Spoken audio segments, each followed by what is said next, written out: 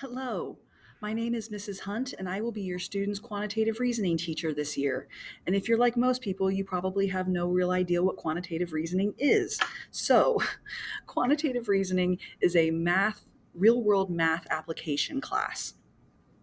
We're going to cover a number of different topics, things like exponential growth and decay. We're going to do some basics of statistics, unit conversions. There's a whole unit on personal finance. So there's a lot of different topics that we cover. It's very much a survey course in that regard. Um, but most of the math content that we cover is reviewing things that students have seen in previous math classes in years past, and then building off of that and using those skills to solve real world actual problems that they could encounter in the real world. So, this course, unfortunately, does not have an online textbook, so your student is going to need to have their textbook. It's something that we do use regularly. They're going to be using it at home as part of taking notes, and they'll use it in class as part of our practice problems. So it's something that they should be, unfortunately, carrying back and forth with them and using it on a regular basis. The other thing that you should see your student doing on a regular basis is going into the modules on Canvas. And I'll show you what a typical module looks like.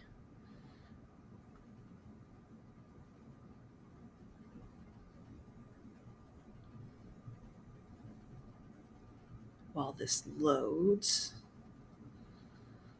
I'll explain that normally on a daily basis, what students are going to be expected to do before they come into class is they're expected to have gone over and done their notes.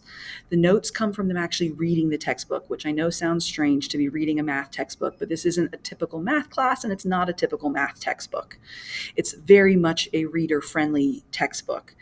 And so on a typical basis, daily basis, students are going to sorry about the bell. On a typical basis, students are going to be using the textbook to take their notes. Notes also are something that they can use during all assessments. So that's another good reason to do the notes, not only so that you're ready for what we're going to be doing in class, but also so that you have that extra assistance during assessments if you are prepared and have done your notes. Now, I'll use this module here as an example of what a typical module looks like. Usually our module is going to have two parts to it, the before class and the during class part. The before class is what students are expected to have done before they came to class.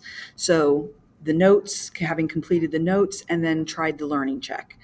Learning checks are typically going to be 5 points. They are going to be able to be taken more than once. So if you don't get the greatest score on it the first time and you want to try taking it again, that's fine. But those are things that students should try completing before they've come to class. Then, while they're in class, we'll have some kind of either activity, practice problems. It depends on the chapter and what content we're working on at that time. But we'll have some kind of activity or practice that we do during class. And then we repeat that model where the next section's homework would be doing the next section's notes and learning check and so on.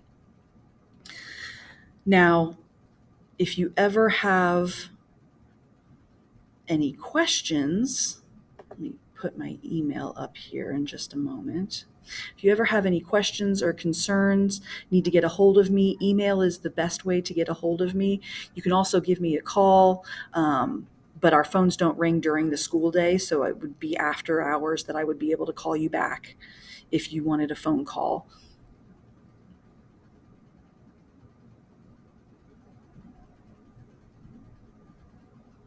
There we go, the page is loading.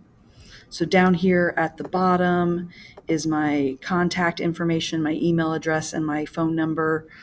But again, email is the easiest way to get a hold of me, the fastest. Semester grade is made up of total points. So as far as the semester grade is concerned, learning checks are usually 5 points each. Our tests tend to be anywhere from 50 points to 100 points, and they could be a test or it could be a project. It depends on what chapter we're in. And sometimes we do things a little differently depending on the content that we're covering in that chapter. So the total points is the easiest way we came up with to come up with our total semester grade. As far as retakes are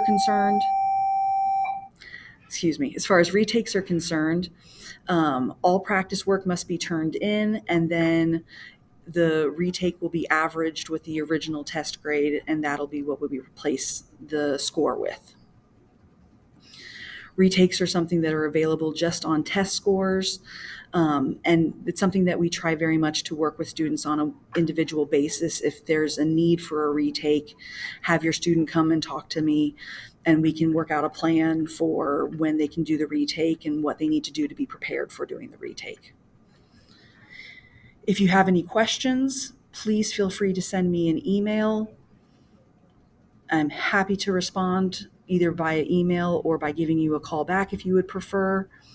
And I look forward to working with you and your students this year. Thank you so much.